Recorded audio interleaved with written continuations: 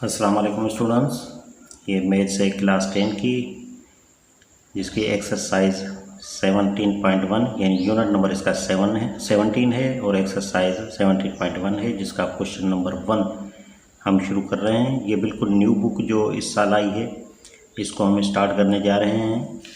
तो एक एक क्वेश्चन या दो दो क्वेश्चन करके मैं छोटी छोटी वीडियोस बनाऊंगा, ताकि आपको देखने में भी आसानी हो और ढूंढने में भी आसानी हो और समझने में भी आसानी हो। इधर क्वेश्चन नंबर 1 हमारे सामने, write the following sets in tabular form. Tabular form में तब्दील करना है हमने। तो यहाँ पे जो नीचे रकमें दी गई हैं, कोई रकम डिस्क्रिप्टिव फार्म में दी गई है और कोई रकम हमें सेट बिल्डर फार्म में दी गई है। तो इसको हमने टेबुलर फार्म में तब्दील करेंगे। ये tabular form, set builder form और डिस्क्रिप्टिव फार्म ये आप 7वीं में भी सीखे हैं, 8वीं में भी सीखे हैं और 9th में तो ये सेट का यूनिट नहीं था, इसमें 10वीं में दिया है। तो करते हैं। पहला है set of all integers between -3 and 3।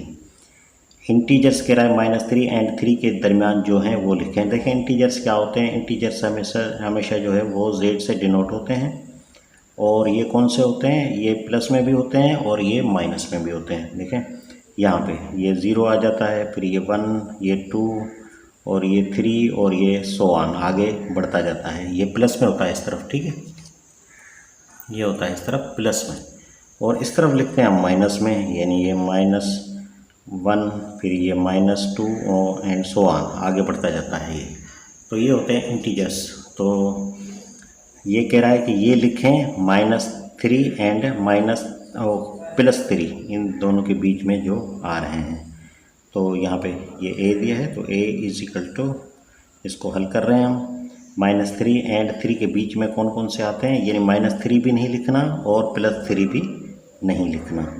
तो यहाँ पे ये 0 लगा देते हैं, और -3, तो -3 और 3 के बीच में कौन से आएंगे, तो देखें यहाँ पे आएगा -1 आएगा, फिर यहाँ पे -2 आएगा, -3 नहीं लिखा जाएगा, और यहाँ पे 1 एंड ये 2 लिखा जाएगा। तो इन दोनों के बीच में ये आएगा, ठीक है। तो ये हो जाएगा इसका आंसर। दूसरा नंबर देखें, set of composite numbers less than 11। Composite number कौन से होते हैं, ये 4 से शुरू होते हैं, यानी 1 के अलावा किसी दूसरे अदद से भी वो अदद जो है वो डिवाइड हो। तो ये 4 से शुरू होते हैं, और ये क्या कह रहा है कि लेस देन 11 से कम हो। कम तो 4 से शुरू होते हैं, 4 होगा, 6 होगा, 8 होगा, इसमें इवन और 8 सारे आ जाते हैं, 9 होगा एंड ये 10 होगा, बस क्योंकि लेस देन 11 है, तो 11 से कम बस यही है। तो ये आ जाएगा इसका आंसर। अब इसी तरह देखें क्वेश्चन नंबर 3, C = अब सेट बिल्डर फार्म दी गई है। x सच दैट, ये सच दैट की निशानी है, x such that x member, यानी ये मेंबर कहें या बिलोंग्स टू कहें, यानी p यानी प्राइम नंबर का है, and 5 less than x and x less than or equal 13, यानी x जो है 5 लेस देन x है, तो x बड़ा है 5 से, तो x बड़ा है 5 से, और x जो है वो लेस देन आर इक्वल, ये नीचे जो माइनस की निशानी दी गई है इसके साथ, लेस देन की निशानी के साथ, तो इसका मतलब है लेस देन आर इक्वल 13, यानी अब हमने 13 भी लिखना है। और ये x बड़ा है 5 से, तो 5 से बड़ा अदद लिखना पड़ेगा हमें। तो ये क्या होगा, ये देखें, प्राइम नंबर आपको पता है कि वो अदद जो सिर्फ 1 से ही डिवाइड हो और कोई भी उसमें कोई दूसरा अदद डिवाइड ना कर सके। तो ये x बड़ा है 5 से, तो यहाँ आ जाएगा 7, और फिर आ जाएगा ये 11 आ जाएगा उसके बाद, और उसके बाद ये क्योंकि लेस देन आर इक्वल है, तो ये 13 भी लिखना पड़ेगा हमें। तो ये हैं वो अदद। यहाँ पे देखें, y such that y belongs to o का मतलब है ये 8 नंबर्स हैं, and 7 less than y less than 17, यानी y बड़ा है 7 से और y छोटा है 17 से, ये 8 नंबर का हमें कह रहा है। तो 8 नंबर को आपको पता है कि 7 छोटा है y से, यानी y बड़ा है, तो 9 से शुरू होगा, 9 फिर 11 आ जाएगा, फिर ये 13 आ जाएगा, और फिर 15 आ जाएगा। अब देखें y लेस देन है 17 से। अगर यहाँ पे दूसरी माइनस की निशानी नीचे थोड़ा सा दे देता तो इसका मतलब है कि लेस देन आर इक्वल 17, फिर 17 भी लिखना पड़ता। तो अब यहाँ पे नहीं दिया, खाली कह रहा है वाई लेस देन है 17 से, तो हम 15 तक ही से करेंगे, आगे इसको नहीं करेंगे। तो ये आ जाएगा इसका आंसर। और यहाँ पे देखें 5 नंबर, तो E इज इक्वल टू, यहाँ देखें Z सच दैट Z जो है वो बिलोंग्स टू किससे कर रहा है, R यानी रियल नंबर से कर रहा है, and Z square is equal to 121। तो यहाँ Z जो है वो एलिमेंट है, तो यहाँ पे दिया है Z square is equal to 121, तो क्या करेंगे हम ये लिखेंगे Z square is equal to 121।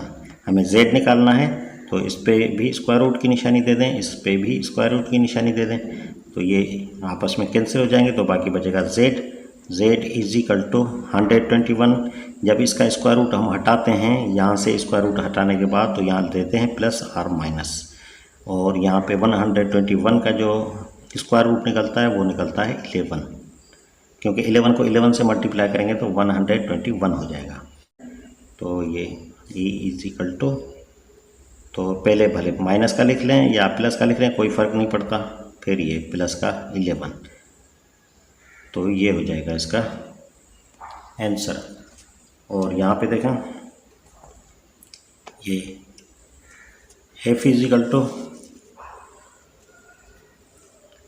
P such that P belongs to ये Q का ये है रेशनल नंबर्स, क्योंकि Q यहाँ पे डिनोट होता है रेशनल नंबर से, तो ये मेंबर है किसका, Q का, and P square is equal to -1। बिल्कुल सेम उसी तरह करेंगे जिस तरह हमने 5वां किया है। तो ये P square is equal to यहाँ पे -1 लिखेंगे, तो यहाँ भी हमने स्क्वायर रूट की निशानी देनी है, इधर भी स्क्वायर रूट की निशानी देनी है, तो ये आपस में कैंसिल हो जाएगा। तो ये P इज इक्वल टू, और ये आपको पता है कि -1 जो है जब स्क्वायर रूट में आ जाए तो ये बराबर होता है आयोटा के, ये हम क्लास 9 में सीख चुके हैं। और आयोटा जो है वो क्या होता है, ये नहीं होता ये रेशनल नंबर, तो क्योंकि ये इमेजिनरी नंबर होता है, तो इसका जो हम निकालेंगे टेबुलर फॉर्म वो होगा, ये नल सेट होगा। तो ये नल सेट की निशानी ये भी है और नल सेट की निशानी ये भी है, तो बस ये हो जाएगा इसका आंसर। तो ये था आज का क्वेश्चन, उम्मीद है आपको अच्छे तरीके से समझ में आ गया होगा। नेक्स्ट क्वेश्चन तक के लिए मुझे इजाज़त दीजिए, अल्लाह हाफिज़।